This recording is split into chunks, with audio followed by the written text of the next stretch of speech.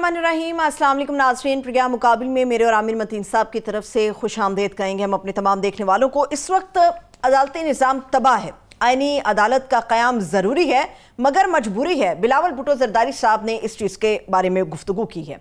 अक्टूबर का महीना भी शुरू होने के करीब है और कहा जा रहा है कि उसका पहला हफ्ता निहायत ही अहम होगा पूरे पाकिस्तान के लिए। तमाम चीज़ें आइन के हवाले से, कानून के हवाले से वाज़ेह हैं, मगर जब हम मखसूस नशिस्तों की बात करते हैं तो उसके ऊपर इलेक्शन कमीशन का छठा इजलास होता है, वो भी बेनतीजा ख़त्म हो जाता है। पंजाब इलेक्शन ट्रिब्यूनल का मामला भी उठता है, वो तय पा जाता है मगर उसके ऊपर एतराज़ भी आ जाता है। इसके ऊपर हम बात करेंगे। पाकिस्तान के अंदर इस वक्त जो आइनी बहरान है, ऐसा लगता है कि वो काबू से बाहर है। उसको क्या सुलझाया जा सकता है और किस तरह से सुलझाया जा सकता है, इसके ऊपर कुछ गुफ्तगू करेंगे। मगर इसके साथ साथ पाकिस्तान की इकॉनमी के ऊपर भी बात होगी। IMF की जो शराइत हैं उसमें मजीद इजाफा हो चुका है। मुल्क की मईशत की जो बहाली है, ऐसा नजर आता है कि वो मौजूदा हुकूमत की तरजीह में कहीं भी शामिल नहीं है। ये भी हम आज के प्रोग्राम मुकाबिल का हिस्सा बनाएंगे। आमिर साहब, आगाज से पहले एक मोन्टाज चला, मुख्तलिफ सियासी जमातों के बड़े रहनुमा हमने दिखाए, सब आइन की सरबुलंदी की बात कर रहे थे, मगर ऐसा लगता है कि शायद आइन की सरबुलंदी की बात कोई भी नहीं कर रहा। मैं एक ख़तरनाक जुमला है वो मैं कहना चाहता हूँ कि मुझे लगता है कि हम एक सिविल वॉर, अदालती सिविल वॉर की तरफ जा रहे हैं। और जो पहले मैं ख़बर देता जाऊँ कि बेंच के निज़ाम तब्दील किया गया, एक ही दिन में ऑर्डिनेंस आया, सदर भी शामिल था, हुकूमत भी शामिल थी, चीफ जस्टिस साहब ने भी बड़ी जल्दी से तेल लगा के तो फ़ारिग कर दिया। टोटल सुप्रीम कोर्ट का निज़ाम जकड़ लिया गया है, मर्ज़ी के बेंच बनना बहुत आसान हो गया है। और मंसूर अली शाह साहब, जस्टिस मंसूर अली शाह, उन्होंने बड़ा सख्त ख़त लिखा है और उन्होंने बहुत ज़्यादा उसके ऊपर एतराज़ात भी किए हैं। उन्होंने एक किस्म का चीफ जस्टिस को कहा कि आप ही के पुरानी, उन्होंने उनकी ही प्रचार और उनके ही अहकामात और उनके ही जो भाषण थे याद करवाए हुए हैं उसमें। मतलब मुझे इस बात का कभी इम्कान है कि फाइज़ साहब भी वो उसका शायद जवाब लिखें, और वो जब जवाब लिखा जाएगा तो क्लियरली जो है अदालत के अंदर जो है एक लड़ाई चल रही है। और जब भी अदालतों के अंदर लड़ाइयाँ हुई, उससे हुकूमतें कमज़ोर हुई, उससे जमहूरियत कमज़ोर हुई, उससे निज़ाम कमज़ोर हुआ। तो ये कहीं से भी वो पीछे हटता कोई नज़र नहीं आता और वो ये आगे चल रहा है। अब ये है कि यहाँ पे नज़र आ रहा है कि हुकूमत जो है और हुकूमती पार्टियाँ, एलाइज़ और मुक़तदरा, वो सब तुले में हैं कि उन्होंने आइनी तरमीम लेके आनी है। चाहे वो जो है कहते हैं ना, बोरो बैग और steel, what ever it might cost, उन्होंने लेके आनी है। और वो चार तरीके उसके लिए ना, वो तरीक़ा वारदात के अंदर 4 तरीके शामिल है। पहले तो ये है कि बैग वाली आ जाए कि मौलाना साहब को मनवा लिया जाए और 2-4 जो वोट कम पड़ते हैं इधर उधर से वो इंडिपेंडेंट ये वो करवा के तो वो इंतज़ाम नंबरों का पूरा कर लिए जाए। पहला तो ये आसान काम है। दूसरा वो है कि उन्होंने 63A के अंदर जो है एक एडॉक जज डाल के वहाँ से इंतज़ाम करवा लिया है कि वहाँ से लोटे बनवाए जाएं। ये इसके मतलब एक बहुत तबका था जो बुरा कहता था कि ये शायद ये अच्छा कोई फ़ैसला नहीं था, मगर इसलिए जो उनको लोटे बनवाया जाए और वो इनकरेज किया जाए, शय दी जाए, वो भी एक बहुत ही गलत बात होगी। तीसरा तरीका है कि आप देखिए इलेक्शन कमीशन ने आज 6ठे दिन भी मुनाजरा जारी है, वो इंतज़ार कर रहे हैं किसी तरीके से नज़र सानी केस के अंदर ये फैसला तब्दील हो जाए। हाँ। अब वो ये बहुत बड़ा इशू एक है, कितना टाइम लगेगा, आया टाइमिंग की रेस है कि जो है चीफ जस्टिस साहब फारिग होते हैं या ये वाला फैसला फारिग होता है, कौन कितना लंबा इंतजार करवा सकता है। सो नजर सानी की अगर वो हो जाती है तो वो मामला ही खत्म है। वो मखसूस नशिस्तें उनको मिल जाए तो उनकी जो है ना नेशनल असेंबली में कम अज़ कम उनका पूरा हो जाएगा। चौथा तरीका ये है, वो भी जारी है कि आहिस्ता आहिस्ता 4-5 सीटें तो सुप्रीम कोर्ट के ज़रिए विक्टिंग गुजर गई हैं, नून लीग को मिल गई हैं। बाकी जो है ट्रिब्यूनल्स का जिस तरह मामला जा रहा है, घर के मर्जी के जज लगाए जा रहे हैं और उनके ज़रिए ये टर्न अराउंड करा के नंबर पूरा कर लिए, ये वाला तो है। अब इसके अंदर जो तकलीफ से बात यह है कि ये जो कुछ किया जा रहा है, आईनी तरमीम जिस किस्म की लारी जा रही है, वो क्लियरली मैं सलमान राजा साहब से एग्री करता हूँ बकौल उनके कि ये इमरान खान को उन्होंने मिलिट्री कोड के लिए सज़ा और जो है PTI को उन्होंने बैन करवाना है, पर उसके लिए जो तरीकाकार किया जा रहा है और जो आज बिलावल भुट्टो साहब उसको लीड कर रहे हैं in the name of his mother, in the name of charter of democracy, कि जी ये मिसाक जमहूरियत के नाम पे, और बेनज़ीर ने क्योंकि वहाँ पे ये करवाया था अपनी वालदा के नाम पे, तो मुझे इसलिए बड़ी तकलीफ़ हुई है कि मैं ये उस वक्त मुझसे बहुत छोटे थे, आज से 2006 में आप देखें ना, तो हमारे तो सामने ये बना है, हमारी बातचीत इन्होंने दोबारा इनको ज़रूरत है सबको पढ़ने के चार्टर ऑफ डेमोक्रेसी में है क्या बेसिकली। ये जो करने जा रहे हैं ये 8वीं तरमीम जो है उससे भी कुछ चीज़ें उससे आगे करने जा रहे हैं। ये ज़ियाउल हक ने भी नहीं किया था कि पूरा निज़ाम ही लपेट दें, उसने उन्हीं अदालतों को PCO ये वो कंट्रोल करा के जो है वो कंट्रोल किया गया था। ये तो निज़ाम सल्तनत, इंतज़ामिया, अदलिया, एग्जीक्यूटिव सब ऊपर नीचे खिचड़ी बना देंगे अपने एक पाव गोश्त के लिए कि ये चाहते हैं कि एक पार्टी को बैन करवाना। ये ख़ुद भी इनकी वालदा और इनके दादा नाना जो है वो उनको फांसी दी गई, और बेनज़ीर साहबा के साथ जो कुछ और पीपल्स पार्टी के साथ जो होता रहा ये भूल गए और लीड कर रहे हैं बिलावल भुट्टो साहब। बिलावल भुट्टो यही तो कह रहे हैं कि आइंदा इसलिए आईनी अदालत चाहिए कि आइंदा किसी वज़ीर-ए-आज़म को तख्तादार पे ना चढ़ाया जा सके। वो तो ये बात कर रहे हैं कि इसलिए हम ये करवाना चाहते हैं। तो पता नहीं उनकी, मैं उसी की बयान हूं कि उनकी जो लॉजिक के अंदर जो वो जो क्लेम कर रहे हैं और उसका पस मंजर के अंदर एक बहुत बड़ा तजाद है। तो बात ये है कि उसके बिलावल का जो ये कहना है कि ये चार्टर ऑफ डेमोक्रेसी जो है वो चार्टर ऑफ डेमोक्रेसी के अंदर सिर्फ ये कॉन्स्टिट्यूशनल कोर्ट्स नहीं है ये निकाली है, उसके अंदर और भी बड़ी चीज़ें हैं। उसके अंदर एक सिविल मिलिट्री का चैप्टर है, तो वो भी पढ़ें कि क्या क्या चीज़ें हैं। उसकी बुनियादी स्पिरिट ये थी कि जमहूरियत को, इदारों को मजबूत करना, ना सिर्फ ये कि एग्जेक्टिव, और वो भी एग्जेक्टिव जो कि बिल्कुल एक जिसकी शहबाज शरीफ साहब की कोई ज़रूरत है कि वो अपनी मर्ज़ी का कोई नाम ले, टोटली कंट्रोल्ड किस्म की जो है एग्जेक्टिव जुडिशरी बनाने जा रहे हैं। और पार्लियामान, ये वो पार्लियामान इसकी वो इतनी बड़ी तरमीम करने के ये मुतनाज़ा पार्लियामेंट है। सो ये एक 1.5 पाव का जो गोश्त है। फिर उसके अंदर ये मेरे पास पड़ी भी आगे कि इवन जो उसके अंदर जिक्र किया हुआ है उन्होंने आईनी अदालत बनाने का, तो उसके बाद तो ये जो मौजूदा सुप्रीम कोर्ट है ये तो एक बिल्कुल आलू चना चाट की दुकान रह जाएगी। तो इसके बाद किसी भी मौजूद जज के लिए यहाँ रहना तो नहीं, इसको पैक ऑफ करके उधर ले जा रहे हैं, 180 थ्रू ले जा रहे हैं। उसके ज़रिए सिर्फ उसमें सुप्रीम कोर्ट नहीं कंट्रोल कर रहे, पूरे पाकिस्तान की अदलिया और इंतज़ामिया के निज़ाम को जकड़ रहे हैं। ये बिल्कुल वो वाला किया जा रहा है जो मिसाक जमहूरियत के अंदर बल्दियात के निज़ाम के मतलब भी बात है। वहाँ क्यों नहीं बात होती? 16 साल से ये सिंध के अंदर इनकी गवर्नमेंट है, वहाँ में अभी तक बता देंगे डिस्ट्रिक्ट कोर्ट्स में या लोअर जुडिशरी में क्या इन्होंने रिफॉर्म किए हैं। उसके अंदर मिसाक जमहूरियत के अंदर भी जो ये जिक्र है कि वफाकी आईनी अदालत का, उसके अंदर भी वही तरीकाकार है। उसके अंदर अपोजिशन को, पार्लियामान को इन्वॉल्व करने का है, तमाम प्रोविंशियल हाई कोर्ट्स के को इन्वॉल्व करने का वही तरीकाकार उसकी सिलेक्शन का जजेस का होगा जो सुप्रीम कोर्ट का है। और सुप्रीम कोर्ट के अंदर उन्होंने बिल्कुल अपोजिशन को, पार्लियामान की इन्वॉल्वमेंट किया है। मगर इस्लाहात हो सकती हैं, इन चीज़ पे बहसों में मुबाहिसा होता है, मगर उसके लिए एक माहौल चाहिए। यहाँ क्या वो माहौल है कि जिसके अंदर ये बातें की जा सके? ये भी तो मुमकिन आमिर साहब माहौल बनने ना दिया जा रहा हो, क्योंकि बातचीत से और बहुत सारी मामलात आगे बढ़ेंगे। माहौल ही नहीं बनने दिया जा रहा और कहा जा रहा है कि जी हर सूरत हमने ये कराना है, जो मर्जी कर लो। मैडम बात ये है कि माहौल तो इस वक्त जब ये 47 की बातें हो रही हों, ये इतना मुतनाज़ा है, उसको रोकने के लिए सारा किया जा रहा है ना। और इस वक्त कोई जलाओ कटाओ की बातें हो रही हैं, जलसे जुलूस हो रहे हैं, तो इसके अंदर क्या बहस होगी और क्या होगी जो सुप्रीम कोर्ट की सूरत हाल है वहाँ से। तो इसलिए जो है मैं समझता हूँ कि इसके अंदर वो बहस ही नहीं हो सकती।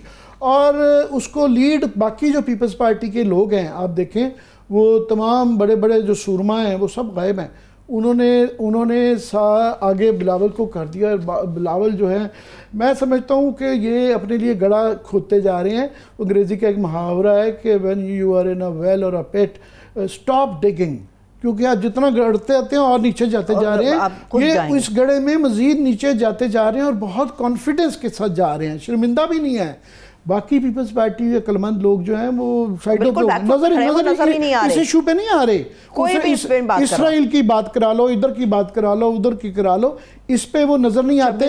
तरमीम पे नहीं आ रहा। नून लीग के भी जो समझदार लोग हैं, जो उनके अंदर भी बड़े कदावर लोग हैं, कुछ लोग उनके अंदर भी जमहूरी हैं, वो भी सामने नहीं आ रहे, अवेलेबल नहीं होते, बिल्कुल नहीं मिलते हैं। और जुडिशरी भी बिल्कुल मुनकसम नजर आती है। यहाँ पे जो हमारा ख्याल था कि यहाँ पे जुडिशरी की मूवमेंट जो है शुरू हुई, उस वक्त तो सिर्फ मसला एक चीफ जस्टिस का था कि उसको हटाया गया था। तो पूरी अदालत अभी तो पूरी सुप्रीम कोर्ट, पूरी हाई कोर्ट्स, पूरी अदलिया, पूरी इंतजामिया का निज़ाम धर्म भरम कर रहे हैं, मगर वो मुनकसम नजर आ रहे हैं। सही, अगर आप इजाजत दें आमिर साहब तो अपने मेहमान को भी इंगेज करते हैं। इस वक्त बैरिस्टर अबूजर सलमान न्याजी साहब हमारे साथ मौजूद है।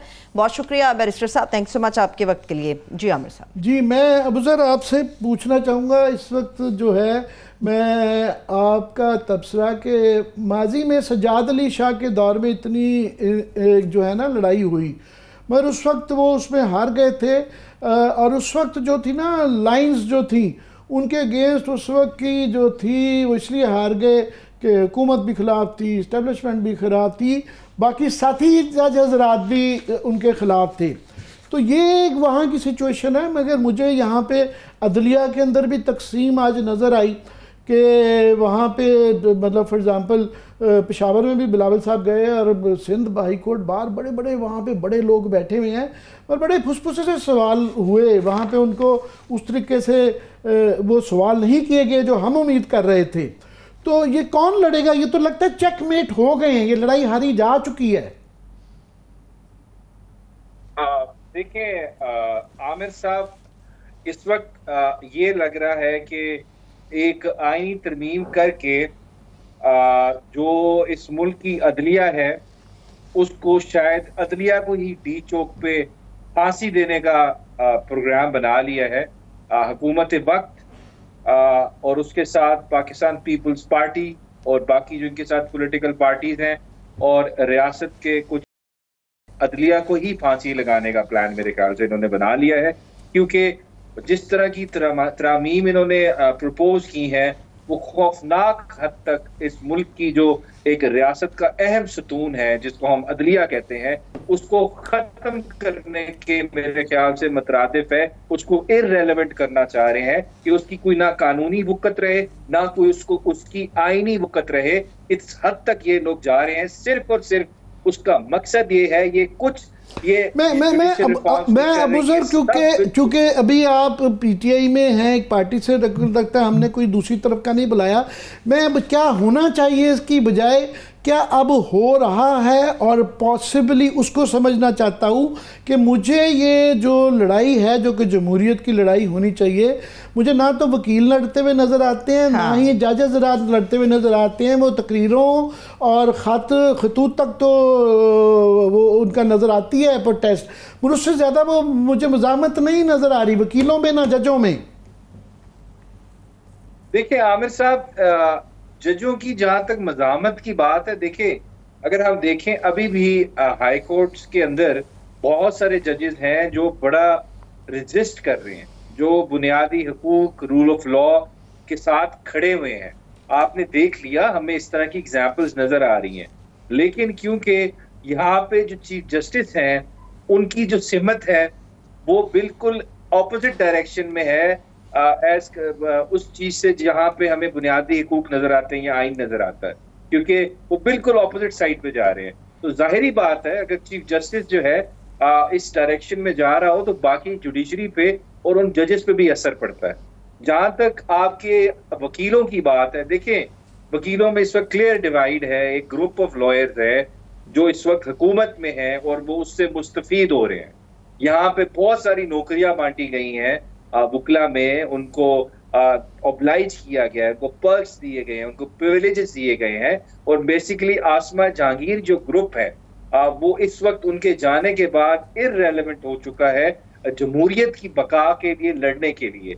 इसके लिए तो वो तैयार है कि किस तरह उन्होंने पावर लेनी है पावर शेयरिंग करनी है, लेकिन जो बुनियादी असूल थे इस बार के कि जमहूरियत के लिए लड़ना है, रूल ऑफ लॉ के लिए लड़ना है, आइन के लिए लड़ना है, अदलिया के लिए लड़ना है, वो इस वक्त उनकी प्रेफरेंस की लिस्ट पे नहीं रहा। आप इस वजह से देख रहे हैं कि एक ग्रुप एब्सेंट है इस पूरी चीज से, क्योंकि वो बेनिफिशियरी है इस सिस्टम का। तो इस वजह से ये जाती जो मफादात हैं वो हावी हो रहे हैं असूलों पे, आइन पे, कानून पे और आइन की सरबुलंदी पे। ये सारी सिचुएशन आपके सामने है। लेकिन फिर भी देखें, रोशनी नजर आती है। मैं आपसे एग्री करता हूँ, बिल्कुल बिल्कुल। जो है ये इस्लामाबाद के जो जजेस ने जिस तरह के खत लिखे हैं, ये तो पाकिस्तान की तारीख में नहीं हुआ। हर अदालत में अच्छे बुरे जज हैं, मगर they are doing a lot but not enough. मैं सुप्रीम कोर्ट के जो जजेस हैं 90 दिन के अंदर जो है, मैं तो एक आयरनी भी देखता हूँ कि इसके अंदर मौजूदा जो जज अब जो मज़ामत कर रहे हैं, उस वक्त ये पार्टनर्स इन क्राइम तो नहीं मैं कहूँगा, सख्त लफ्ज़ है, पर इनका जो तरीक़ाकार रहा कि ये फाइज साहब के साथ खड़े होने में उसको माने आते रहे कि वो 90 दिन के अंदर इलेक्शन ना आने के लिए। अब इनके साथ हो रही है, तो इनके पास चॉइसेस क्या हैं, क्या करेंगे? बस खत लिखेंगे? नहीं, देखें आमिर साहब, ये आप बिल्कुल ठीक कह रहे हैं। ये एक बिल्कुल अलमिया है कि जब 90 दिन की इलेक्शन की बात आई, तो अब वो जजेस जो उस वक्त दूसरी साइड पे खड़े थे, जब आइन पामाल हो रहा था, तो अब वही जजेस उस चीज को सफर कर रहे हैं और वो अभी भी देख रहे हैं कि काजी साहब दूसरी साइड पे खड़े हैं, ये कानून और आइन के पास जा रहे हैं। लेकिन मेरे ख्याल से अगर उस वक्त खड़े होते और अभी जस्टिस एजाजुल हसन साहब मौजूद होते, मज़ाहिर नकवी साहब मौजूद होते, तो सुप्रीम कोर्ट की डायरेक्शन शायद डिफरेंट होती। वहां पे एक सुप्रीम कोर्ट के अंदर ही मेरी नजर में कू हुआ है, जजेस को रिमूव किया गया, उनके खिलाफ साजिश की गई, एक ग्रुप ऑफ जजेस को कमजोर किया गया। अब वही चीज जो है इन जजेस को फेस करना पड़ रही है, क्योंकि इन्होंने कोशिश की है आइन और कानून के साथ खड़े होने की। लेकिन जब आइन कानून के साथ कोई जज खड़ा होता है, तो उसको फिर रियासत भी उससे नाराज होती है, और उस वक्त की वो पॉलिटिकल पार्टीज जो उस स्टेटस को से फायदा ले रही होती हैं, इलेजिटिमेट स्टेटस को का पार्ट होती हैं, उसका भी वो निशाना बनते हैं। तो अगर सुप्रीम कोर्ट उस वक्त 90 दिन वाले इशू पे खड़ी रहती, मेरे ख्याल से ये जजेस उस वक्त खड़े होते बंदयाल साहब के साथ, तो अब इनको ये प्रॉब्लम्स ना फेस करनी पड़ती। लेकिन अभी हम क्या देखते हैं आमिर साहब, अभी भी मुझे नजर आ रही है मुजाहमत। अगर ये अभी तो स्टार्ट है, देखिए इसका एक टिपिंग पॉइंट आएगा। ये टिपिंग पॉइंट जब पहुंचेगा तो आप देखेंगे सुप्रीम कोर्ट के अंदर से बहुत बड़ा रिएक्शन आएगा, हाई कोर्ट से रिएक्शन आएगा और बुकला से भी रिएक्शन आएगा। ये एक टिपिंग पॉइंट की तरफ हम जा रहे हैं। लेकिन ये अबू सर माफ कीजिएगा, वो टिपिंग पॉइंट कब आएगा? मेरा तो ख्याल है कि ये जो कमेटी का जिस तरीके से वो किया गया है प्रोसीजर, जिसके ऊपर इतने भाषण दिए, जिसकी वजह से उन काफ़ी अर्सा चीफ जस्टिस साहब को मंसूर अली शाह साहब सही याद करा रहे हैं कि जनाब आप भी 70 दिन नहीं बैठे थे किसी बेंच के अंदर, ये लोग भी नहीं बैठते रहे, तो उस वक्त इम्प्लीमेंट नहीं करवा सके, तो अब कैसे इम्प्लीमेंट कराएंगे? देखिए आमिर साहब, मैं आपको चीज बताऊं, इस वक्त में मुझे समझ नहीं आ रही कि काजी फाइज ईसा साहब किस तरह सुप्रीम कोर्ट चला रहे हैं। हमने उनसे सुना, लंबे लंबे लेक्चर सुने कि चीफ जस्टिस जो है वो मास्टर ऑफ रोस्टर नहीं होता, सारी पावर उसके हाथ में नहीं होनी चाहिए बेंच फिक्सेशन के लिए, और वो उस पर लंबे लंबे जजमेंट्स लिखते रहे प्रैक्टिस एंड प्रोसीजर वाले कानून पे। लेकिन जब ये कानून तब्दील किया गया, उसी पे 1 घंटे बाद 2 घंटे बाद अमल करके नई कमेटी बना दी, और यहाँ पे उनको नहीं नजर आ रहा कि किस तरह उसी वापस सेम पोजीशन पे आ गए। ये तो जो कहते हैं ना, बर्ट्रैंड रसेल ने कहा था कि 2 तरह की मोरालिटी होती है, एक वो होती है जिस पे आप दुनिया को लेक्चर देते हो, और एक वो होती है जिस पे आप अमल करते हो। तो यहाँ पे भी मुझे 2 तरह की मोरालिटी नजर आ रही है। आपने लेक्चर किसी और चीज पे दिया, लेकिन जब आप उस पोजीशन में बैठे तो आपने और तरह की मोरालिटी पे अमल करना शुरू कर दिया। मेरी रहनुमाई फरमाएं जरा कि इस वक्त सबसे एक बहुत बड़ा इशू ये है कि ये इलेक्शन कमीशन के अंदर आज 6ठा दिन रहा, और वो रोज़ अमल दरामद के करने की बजाय 6 दिन से वो लटकाई जा रहे हैं, और वो लगता है लटकाई रखेंगे, वो शायद इंतज़ार कर रहे हैं कि नज़रसानी केस का फैसला हो जाए। और नज़रसानी के मतलब 2 सवाल हैं। एक ये कि क्या ये लार्जर बेंच बनेगा, उनकी मर्ज़ी का वो चीफ जस्टिस बना पाएंगे।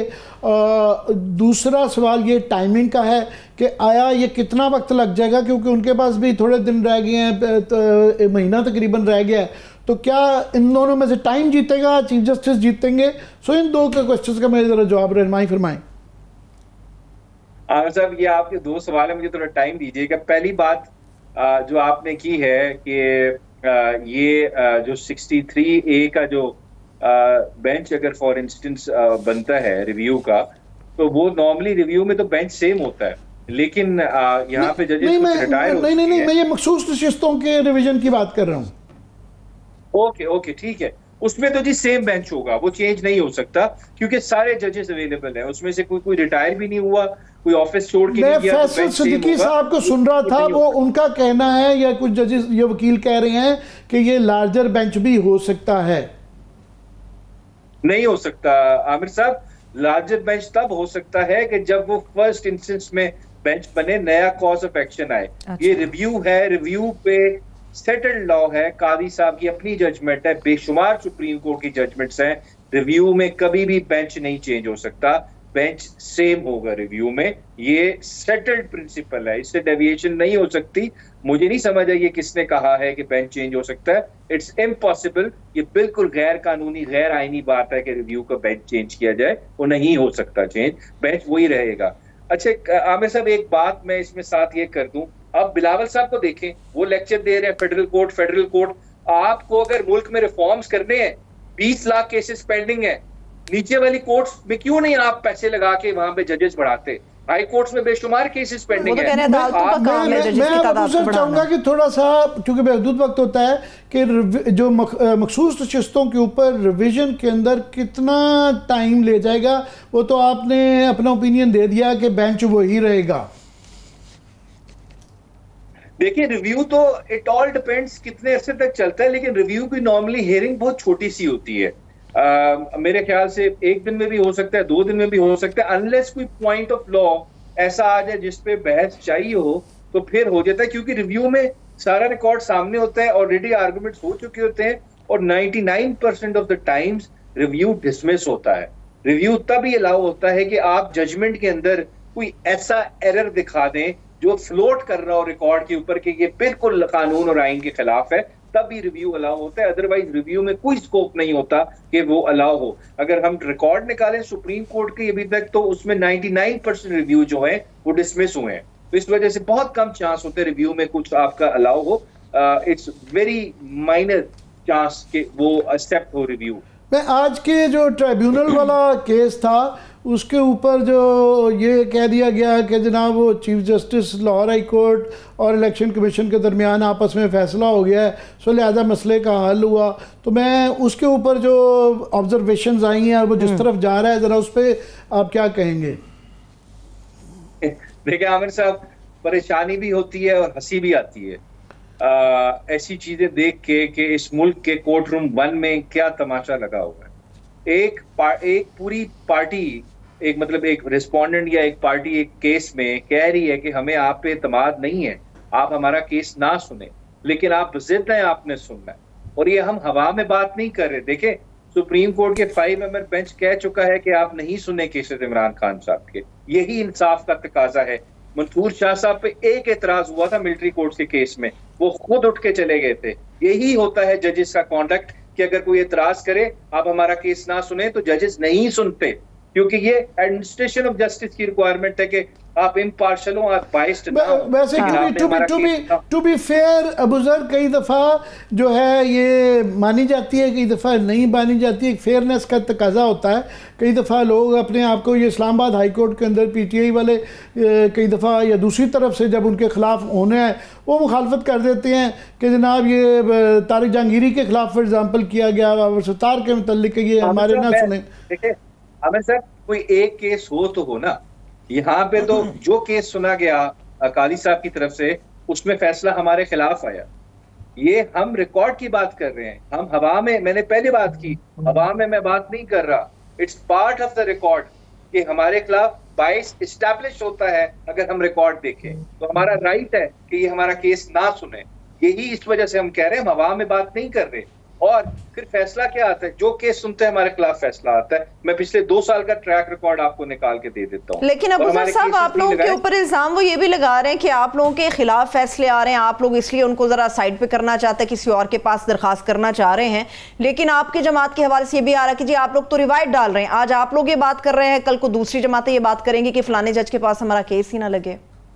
नहीं, देखिए, हमारे खिलाफ तो फैसले बंदयाल साहब ने भी किए, जो कासिम सूरी की रूलिंग को सेट असाइड किया। हमारे खिलाफ फैसले अतर मिनिल्ला साहब ने भी किए, हमारे खिलाफ फैसले मंसूर अली शाह साहब ने भी किए।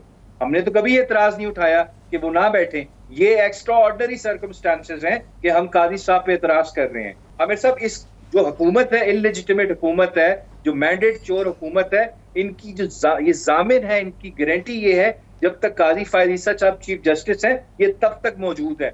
जिस दिन कोई इंडिपेंडेंट जज आ गया, इस मुल्क का चीफ जस्टिस, ट्रिब्यूनल्स ने अगर इंडिपेंडेंटली काम करना शुरू कर दिया, ये हुकूमत 6 महीने में जाएगी। नहीं तो ये अगर फैसला यही आ जाता है कि जनाब ये सेटल हो जाता है कि 4 जज उनके और 4 जज उनके, तो वो उनके वाले मर्जी के जजों के पास ही ये उनकी मर्जी के फैसले जाएंगे, मुकदमे जाएंगे, और बाकी के पास क्या जाएगा?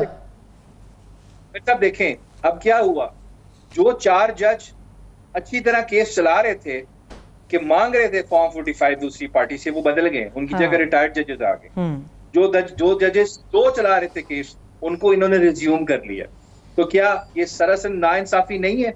क्यों उन जजेस को हटाया गया? क्यों इंडिपेंडेंटली काम कर रहे थे वो? क्योंकि कानून कहता है 6 महीने में फैसला करना है। वो करना चाह रहे थे 6 महीने में फैसला नहीं, लेकिन इस हुकूमत के वजूद को खतरा आ गया और फिर उसको रेस्क्यू किया सुप्रीम कोर्ट के बेंच नंबर 1 ने। यही तो सारा प्रॉब्लम है। इस तरह नहीं होता आमिर साहब। We are bound by the constitution, so the judges are also bound by the constitution. They are bound by their code of conduct. नहीं, हमें इंसाफ नहीं मिल रहा। एक आज चीफ जस्टिस साहब की ऑब्जर्वेशन थी, उन्होंने कहा कि आइन और कानून मेरे लिए इम्पोर्टेंट है। ऑफ कोर्स आइन और कानून है, मगर उन्होंने कहा नज़ीरें मैटर नहीं करती। तो मैं तो स्टूडेंट ऑफ बड़ा ही लॉ भी नहीं हूँ, तो हमें जो समझाया गया था वो ये था कि ब्रिटिश कॉलोनीज में जो ज़्यादातर कॉमन लॉ होता है, इसके अंदर नज़ीरों की बुनियाद के ऊपर प्रेसिडेंट्स पे ही चलता है। तो अगर प्रेसिडेंट्स को बाहर फेंक देना है तो मुझे ये बलगूबे जो आजकल सिविल लॉ, कॉमन लॉ, फलाना, बड़ी तकनीकी बहस हो जाती है, मगर वो हमें लगता है कि हमें कुछ हम ही नालायक हैं। नहीं, मैं आपको बड़ा सिंपल से बता देता हूँ। देखें, एक तो बड़ी अच्छी बात है, उन्होंने कहा मैं आइन और कानून का पाबंद हूँ। अब मैं दुआ करता हूँ कि वो वही कानून हो, आइन हो जो हमने पढ़ा है 1973 का जो आइन है, वो वैसा वाला आइन ना हो जिस तरह हमें क्लास 4-3 में माशरती इल्म की पाकिस्तान स्टडीज की किताबें पढ़ाई जाती थी जिसमें सारा झूठ लिखा होता था, वैसा वाला आइन ना हो। मैं दुआ करता हूँ। और साथ दूसरी बात, देखिए, आर्टिकल 189 आपके कॉन्स्टिट्यूशन का कहता है सुप्रीम कोर्ट की जजमेंट जो है वो बाइंडिंग है on all judicial executive authorities. और ऐसी जजमेंट अगर 5 मेंबर बेंच ने दी है और काजी साहब 3 मेंबर बेंच में बैठे हैं तो वो उन पे बाइंडिंग होगी। अगर वो 5 मेंबर बेंच में बैठे हैं और वो 10 मेंबर बेंच की जजमेंट है तो उन पे बाइंडिंग होगी। तो लार्जर बेंच की जजमेंट सुप्रीम कोर्ट के स्मॉलर बेंच पे बाइंडिंग होती है। यही बात सलमान राजा साहब उनको समझा रहे थे कि आइन कानून के तो आप पाबंद हैं, आप इस चीज के भी पाबंद हैं कि आप सुप्रीम कोर्ट की जजमेंट को भी फॉलो करेंगे जो लार्जर बेंच की होगी। आप अगर डिसएग्री करेंगे अपने जितने बेंच से तो उसके लिए लार्जर बेंच दोबारा बनेगा। सो ये उनको मेरे ख्याल से सलमान राजा साहब ने ये चीज समझा दी। ये उनकी ऑब्जर्वेशन ठीक नहीं थी काजी साहब की कि मैं सिर्फ आइन और कानून के पाबंद हूं। आप लोग मुझे लगता है कि उम्मीद पे ज्यादा बैठे हुए हैं कि वकला के दरमियान एक टिपिंग पॉइंट आएगा, फिर के जज हजरात खड़े होंगे। काफ़ी लोग अपनी अपनी तरीके से खड़े हुए हैं, मगर वो जो एक जुडिशल मूवमेंट में एक जो स्पिरिट नज़र आती थी, मुझे वो नहीं नज़र आती। ये उम्मीद की हद तक ये है, या do you have a strategy to fight it? क्या है अगर है तो? हमारी पॉलिटिकल पार्टी, देखें, जजेस ने कब जागना है, वकला ने कब जागना है, ये तो मैं कुछ कह नहीं सकता। लेकिन पाकिस्तान तहरीके इंसाफ की अब अगली जो मूवमेंट है, इमरान खान साहब की, तो हमें आज़ादी की तो फिक्र है, वो हम उसके लिए तो सड़कों पे आ रहे हैं, लेकिन अब मेरे ख्याल से हमारे पास एक और मिशन आ गया है जो इस मुल्क का आइन और कानून को अपहोल्ड करना है, और उसके साथ ही कनेक्टेड है इमरान खान साहब की आज़ादी, अदलिया की आज़ादी के साथ। तो अब हमने जो भी जलसा करना है, जो प्रोटेस्ट करना है, सड़कों पे आना है, उसमें हमारी प्रायोरिटी पे होगा अदलिया की आज़ादी। हम उसके लिए लड़ेंगे, उसके लिए बोलेंगे, कोर्ट में भी जाएंगे, सड़क पे भी आएंगे, हम बिल्कुल तैयार हैं। और जो इस एडवेंचर आपके अभी इसी पे ही आ जाते हैं। एक जो पिंडी के अंदर आपने जलसा किया हुआ है, पिंडी एक बड़ा एक हसास शहर है, क्योंकि यहाँ पे GHQ भी है और भी बड़े हसास इदारे हैं, साथ में इस्लामाबाद आ जाता है, सारे डिप्लोमेट्स यहाँ पे बैठे हुए हैं। लाहौर में मैं देख रहा था आपकी पार्टी का बयान आया है कि विद और विदाउट NOC, यहाँ भी गलबन ऐसे ही है। तो जिस तरह वो तो शायद इंतज़ार कर रहे होंगे कि आप कोई कानून को तोड़ें और कुछ इस तरफ खुदा ना खास्ता कोई वायलेंस हो तो दोबारा 2 मई बनाया जाए। देखिए, ऐसी बात नहीं है आमिर साहब, यहाँ पे रेड जोन के अंदर आके सुप्रीम कोर्ट को हाईजैक कर लिया जाता है बगैर NOC के। यहाँ पे जिसका दिल करता है वो जलसा करता है, मीनारे पाकिस्तान पे करे, लियाकत बाग में करे, क्योंकि आइन में लिखा है आर्टिकल 16 में फ्रीडम ऑफ असेंबली मेरा फंडामेंटल राइट है। लेकिन अगर मैंने पीसफुल प्रोटेस्ट करना है या पीसफुल पॉलिटिकल गैदरिंग करनी है, मुझे NOC नहीं मिलेगा, मुझे कोर्ट जाना पड़ेगा।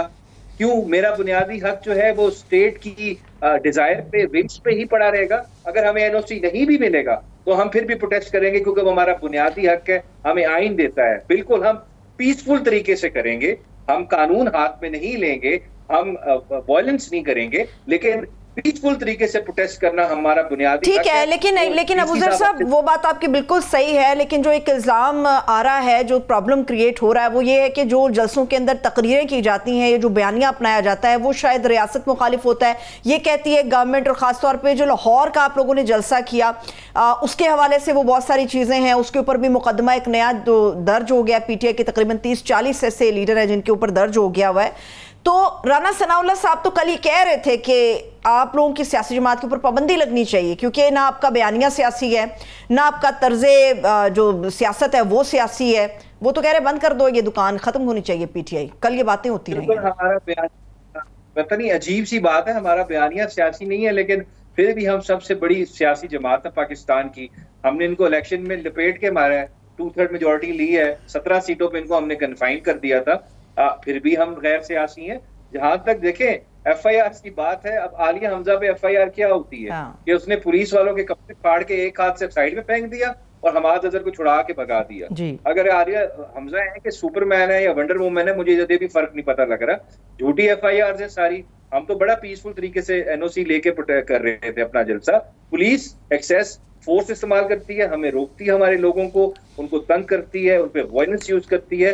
ये सारा पंजाब पुलिस को इन्होंने एक गुल्लू बट तरीके से चलाने के लिए इस्तेमाल किया हमारे ऊपर, और उल्टा पर्चे जो है हमारी लीडरशिप पे कर दिए। सड़कें ब्लॉक करते हैं, हमारे पास NOC है तो हम कहाँ से गुजर के जाएंगे? जो हर्डल होगा उसको तो हटाते हैं तो उस पर पर्चा कर देते हैं। तो इस वजह से ये सारे फॉर्म 47 की एक हुकूमत है जिनको डर लगता है कि हम कुछ देख। और दूसरी बात, तकरीरें, हमने क्या गलत बात की तकरीर में? हम अगर कोई इदारा जो है वो आइन के खिलाफ काम करेगा, कोई भी इदारा हो इस मुल्क का, क्या हम उसको क्रिटिसाइज नहीं कर सकते? बिल्कुल कर सकते हैं, हमारा बुनियादी हक है। हम कोई किसी को टारगेट तो नहीं कर रहे, हम किसी इदारे की गलत बात तो नहीं कर रहे। जब कोई इंटरफेरेंस करेगा पॉलिटिकल प्रोसेस, यानी मतलब ये है कि आप लोगों का कहना ये है कि तकरीरें जो की जाती हैं जलसों के अंदर, बेसिकली वो अवाम के जज्बात की तर्जुमानी आप लोगों की तरफ से ये मौक़िफ़ भी अपनाया जाता है। चलिए, मुझे ब्रेक लेना है। बहुत शुक्रिया, थैंक यू सो मच, बहुत शुक्रिया अबूजर साहब। इंशाल्लाह दोबारा आपको जहमत देंगे। अबूजर सलमान नियाज़ साहब हमारे साथ मौजूद थे। आमिर साहब एक छोटा सा ब्रेक ले लें, एक ब्रेक ले लेते हैं। जब ब्रेक से हम वापस आएंगे तो सियासत के ऊपर भी कुछ बात होगी और पाकिस्तान की इकॉनमी के ऊपर ज़रा मुफस्सल गुफ्तगू होगी। आप हमारे साथ रहिए।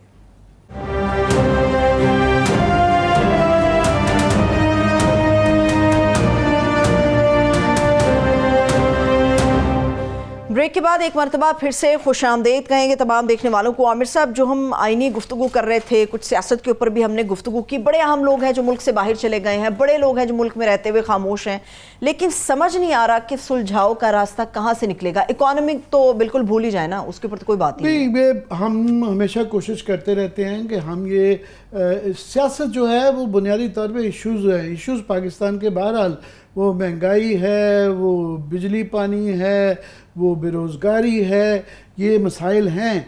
और इस वक्त उसके साथ, क्योंकि मैं बार बार कह रहा हूँ कि हम ये बहुत ठीक है, ये अदालती क्राइसिस जुड़ा हुआ है और इस्तेहकाम सियासी से ही हर चीज़ जुड़ी हुई है, इसलिए क्योंकि इन चीज़ों की वजह से, ये मारकुटाई की वजह से जो अदालती सिविल वार होने जा रही है, सड़कों पे जो लड़ाई जा रही है, वो इस्तेहकाम नहीं आ रहा। मगर बहरहाल इन इश्यूज़ पे बात करनी पड़ती है कि एक तो मैं थोड़ा सा एक्सटर्नली कर लूँ कि मैं बार बार ये दोहराता रहता रहूँगा, क्योंकि इंडिया से आज भी मैं देख रहा था उनके बड़े हॉक्स जो हैं, वो ब्राह्मा चैलनी उनके एक बहुत बड़े हॉक हैं। उन्होंने जो है बड़ी एक ट्वीट की हुई थी कि जनाब ये बहुत अरसा हमने सिंतास माहिदा पानी को मुफ्त पानी देते रहे हैं पाकिस्तान को, अब ये बंद होगा। और वो बिल को आ रही है और हमारे फॉरेन ऑफिस से या बाकी किसी हुकूमत से उसके ऊपर रिस्पांस नहीं आ रहा कि हम उसके मुतल्लिक, उन्होंने तो कहा 2 साल से वैसे ही उसकी मीटिंग नहीं हो रही, वो है। तो जब वो पानी रोक देंगे, जब बिल्कुल ये सर पे आ चुका है, तो कोई जवाब या कोई स्ट्रेटजी वो नहीं है। एक ये फैक्टर है इंडिया की तरफ से। अफगानिस्तान के साथ अलग एक टेंशन चलती रहती है। खित्ते में, दुनिया में भी तो नज़र डालनी पड़ेगी कि ये लेबनान की जो गाज़ा की जंग है, ये लेबनान तक और फिर कल को ख़तरा हो सकता है कि लार्जर मिडल ईस्ट तक भी, शाम तक भी जा चुकी है। ईरान की भी देखना होता है कि वो किधर किस वक्त क्या रिएक्ट करते हैं। और ये हमारे बॉर्डर तक ये भी आ चुकी हुई है। यूक्रेन की जंग भी बढ़ती जा रही है। सो दुनिया किसी और इश्यूज़ में लगी हुई है, हम किन इश्यूज़ में यहाँ पे फंसे हुए हैं। और घूम फिर के फॉर एग्ज़ाम्पल आज वो हमारा अभी भी not out of the woods कि IMF का शुक्र है और उम्मीद भी है कि ये हो जाएगा। हमारे फाइनेंस मिनिस्टर बड़े कॉन्फिडेंट नज़र आते हैं। आज भी उनका बयान था कि ये हो जाएगा, अल्लाह करे हो जाए। मगर ये हमारी तमाम मुश्किलात का हल नहीं है, क्योंकि ये होने के बाद भी हमने सालाना 25 अरब डॉलर तकरीबन 3-4 साल के लिए, 4 साल के लिए कम अज़ कम ये 25 बिलियन डॉलर की ये अदायगियाँ करनी होंगी। ये 7 बिलियन लेने से नहीं होगा। ये कैसे होगा? आहिस्ता आहिस्ता हर साल बतदरीज हमारे हमसाया ममालिक, हमारे जो एलाइज या दोस्त हैं, चीन, सऊदी अरेबिया, UAE वगैरह, वो कहना शुरू हो गए हैं कि बस करें। तो हर साल कितना की तरला मिन्नत करेंगे। हम इकॉनमी को ठीक करते हुए नज़र नहीं आ रहे। यहाँ पे वो नहीं बता रहे सोल्यूशन। जो वो पूछ रहे हैं कि बताएं, ये पैसे तो चलो इस दफ़ा भी दे देंगे, आपने ये देने कैसे हैं? क्योंकि इकॉनमी की 2-4 बड़ी जो खबरें हैं उसके अंदर मैं शेयर कर लेता हूँ। ये मेरी नहीं, हफीज़ पाशा साहब बड़े मोतबर आदमी हैं, उनका ये आर्टिकल है। उन्होंने 3-4 मिक्स्ड, उन्होंने कहा जी बड़े मिक्स सिग्नल्स आ रहे हैं। एक तरफ तो जाहिर है ये क्लेम किया जाता है कि जी देखें हमने इन्फ्लेशन, महंगाई कम हो गई। ये भी उन्होंने ख़तरे का इजहार किया है। उन्होंने कहा कि जो हालात लगते हैं ना,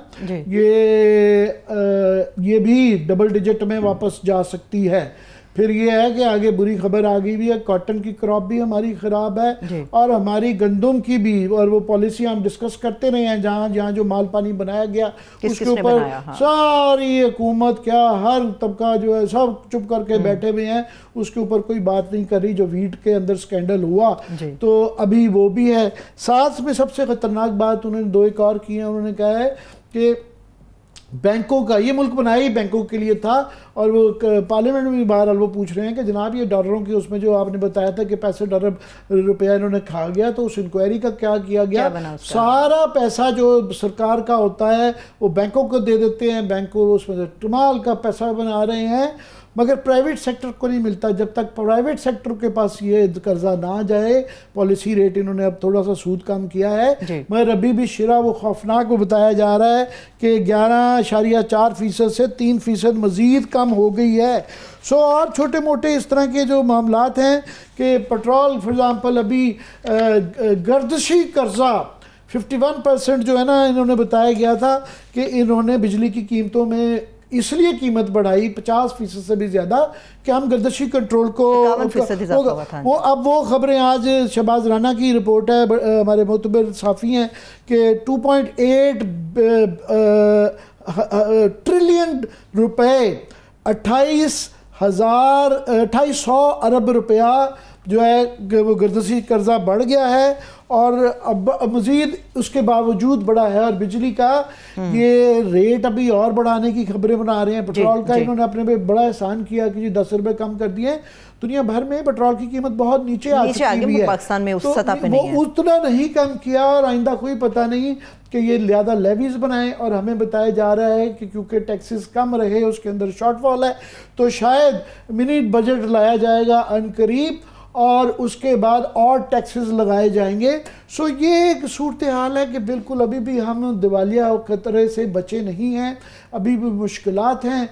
मगर अगर देखें हमारी अशराफिया को और हमारी हुकूमत को, इनको परवानी जो बुनियादी मसले जिससे हल हो सकता है, फॉर एग्ज़ाम्पल IPPs का इशू हम बड़ा रेस करते रहे हैं, मगर नज़र ये आता है कि जो लोग बेचारे बिजनेसमैन उठे थे, गौर एजाज साहब की ज़ेरे क्या एप्टमा उठा था सारा, वो उन्होंने लीड ली थी, वो भी थोड़े से कमज़ोर पड़ गए नजर गए। मुझे नहीं पता बैकग्राउंड में किसकी क्या कमर मरोड़ी गई है, तो मुझे बड़ी उम्मीद है कि वो अपनी जारी रखेंगे।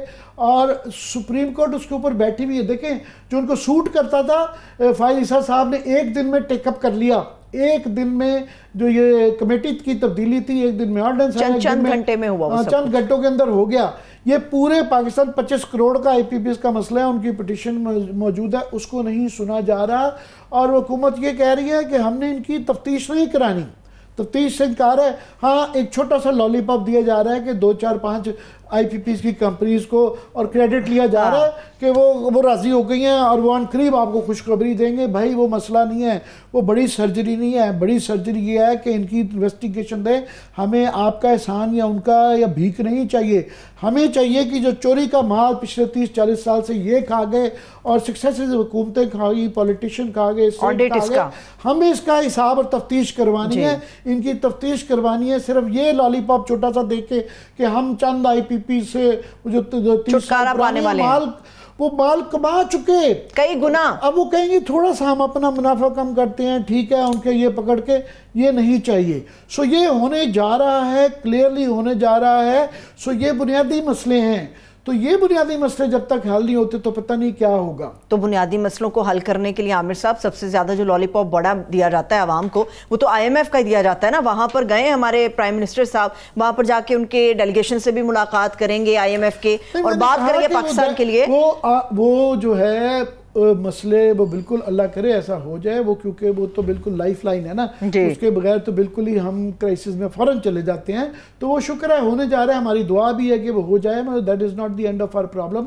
हमारी प्रॉब्लम इंटरनल है। इंटरनल का मैं थोड़ा सा क्विकली बता दूँ कि मेरे पास टाइम है। जी जी प्लीज। तो वो ये है कि हम ये घूम फिर के बात आ जाती है पॉलिटिकल स्टेबिलिटी पे, और हम ये अभी मैं सुन रहा हूँ कि ये जो बड़े ही लाहौर के जलसे में जो रिस्क लिए गए हैं, ये कॉन्स्टेंटली अब वो कह रहे हैं कि जनाब विद और विदाउट NOC हमने करना है। आगे आप देखें जब ये धमकी दी जाती है ना कि एक सूबे के वज़ीर आला को हम नहीं अटक पार करने देंगे या उसके ऊपर यहाँ मुकदमे हो गए हैं, खुदा न खास्ता ये वो भी कहें कि हम भी अटक के पार किसी को नहीं आने देंगे, उनके पास भी ये इख्तियार मौजूद है कि इनकी तकरीरों के ऊपर वो भी 50 मुकदमे करा दें। हाँ। सो ये जब कईयों को लड़ाया जाएगा तो एक या उसको वो कल को अली अमीन गंडापुर जो मुकदमात करवा दिए वो आते हैं यहाँ पे, तो उनको गिरफ्तार यहाँ पे कर लिया जाएगा। तो वहाँ पे भी KP में आगे ही सूरत हाल बड़ी हसास है। वहाँ पे ख़ास तौर पे उनके जो साउथ KP के अंदर जो है ना बन्नू लकी मरवत और इधर उधर बड़ी कशीदा सूरत हाल है।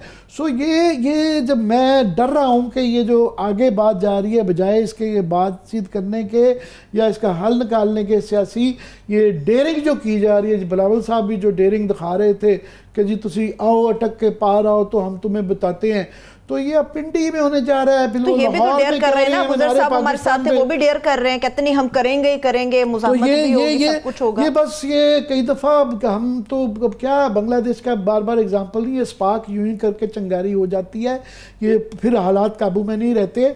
अक्लमंद लोग, अक्लमंद कौमें, अक्लमंद हुकूमतें, अक्लमंद मुक़तदरा जो है वो वक्त से पहले फ़ैसले कर लेते हैं, सद्देबाप करते हैं, चांस नहीं लेते। ये बहुत ज़्यादा हम चांस ले रहे हैं। हमारे बहुत ज़्यादा माजी के हवाले से देखा जाए तो जो जितने वेरिएबल लोकली, फिर खित्ते में और फिर दुनिया भर में जो ख़तरात हैं, हम उसके ऊपर गौर नहीं कर रहे। और बहुत एक अपने, मैं बार बार ये जुमला दोहराता रहता हूँ कि अपने पाव भर गोश्त के लिए पूरा यहाँ ऊँट ज़िबा किया जा रहा है कि क्योंकि आपने अपनी हुकूमत बचानी है और एक पार्टी को नुकरे लगाना है, तो उस वजह से आप पूरा आइनी ढांचा बदल रहे हैं, इंतज़ामी ढांचा बदल रहे हैं और पूरा जो है एक नया पिछला भी उसके अंदर ही ये बहस रहती थी कि 18th अमेंडमेंट फॉर एग्जांपल, हमें ये गिला रहता था कि जनाब ये पार्लियामान में डिस्कस नहीं हुई, आज तक वो नहीं इम्प्लीमेंट हुई। वो सब चीज़ें पैकअप करके वो मैं कहता, आज भी मैं ये कह रहा हूँ, ये ज़ियाउल हक से ये चीज़ें नहीं हुई थी। उन्होंने जो 18वीं तरमीम भी बातचीत के ज़रिए कॉम्प्रोमाइज़ करके, गिव एंड टेक करके की थी। ये तो ज़बरदस्ती कर रहे हैं, टोटली ज़बरदस्ती और beg borrow and steal policy के तहत। बिल्कुल आखिरी 2 मिनट है, आपने बातचीत की बात की, 2-3 ऐसे लोग हैं जिनके हवाले से कहा जाता है जब भी बातचीत की बात आती है तो वो लोग ज़रा अपना रोल प्ले करते हैं। मौलाना साहब तो अब ज़रा अलग हो गए। मियाँ नवाज शरीफ साहब चंद हफ्ते पहले उठे आमिर साहब, और उन्होंने ये तजवीज़ दिया, कुछ लोगों की ड्यूटी लगाई कि आप PTI वालों से बातचीत करें, मुज़ाकरात से चीज़ों को आगे बढ़ाना चाहिए। नवाज शरीफ साहब अब खामोश हो गए और अचानक से एक सडन न्यूज़ आई है कि नवाज शरीफ साहब जो है वो लंदन जाने की तैयारी कर रहे हैं।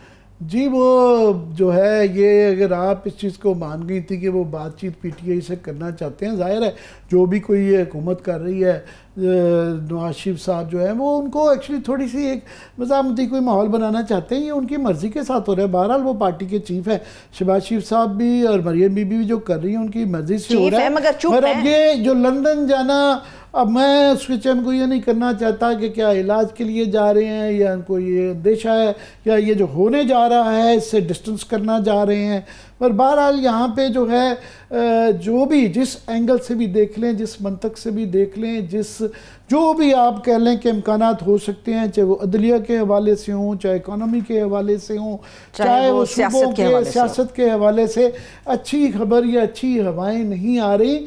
और ये इस तरीके से ना वो जान छुड़ा सकते हैं और ना पीपल्स पार्टी जान छुड़ा सकती है, ख़ास तौर पे पीपल्स पार्टी। इसके बाद मैं समझता हूँ ये जो बिलावल भुट्टो साहब, ये आइंदा इनकी तमाम जो सियासी ज़िंदगी होगी यही जवाब देते रहेंगे। ये जो है आज जो हंस के वो बड़ा लाइटली इस चीज़ को ले रहे थे, करने क्या अपनी, मैं बार बार बात दोहरा दूँ, बेनज़ीर साहबा मोहतरमा के नाम पे और मिसाक जमहूरियत के नाम पे ये 8th अमेंडमेंट से भी बड़ी चीज़ कर रहे हैं। वारदात है और ये जुल्म है कि ये जो है वो बीच में एक छोटा सा वो पूरा, मेरी दोबारा दरख्वास्त है मिसाक जमहूरियत को पढ़ लें, उसके अंदर बड़ी अच्छी चीज़ें हैं, पहले वो भी कर लें और कुछ 16 साल से जो सूबा चला रहे हैं हमें बताएं वहाँ अपने जो जुडिशरी की पेंडेंसी और ये मसाइल जो डिस्ट्रिक्ट कोर्ट्स के अंदर वहाँ जो होता है क्या मसाइल हल किए हैं। बिल्कुल, चलिए बहुत शुक्रिया, thank you so much Aamir साहब। देखने वालों का भी शुक्रिया। इजाज़त दीजिए, अपना ख्याल रखिए, खुदा हाफिज़।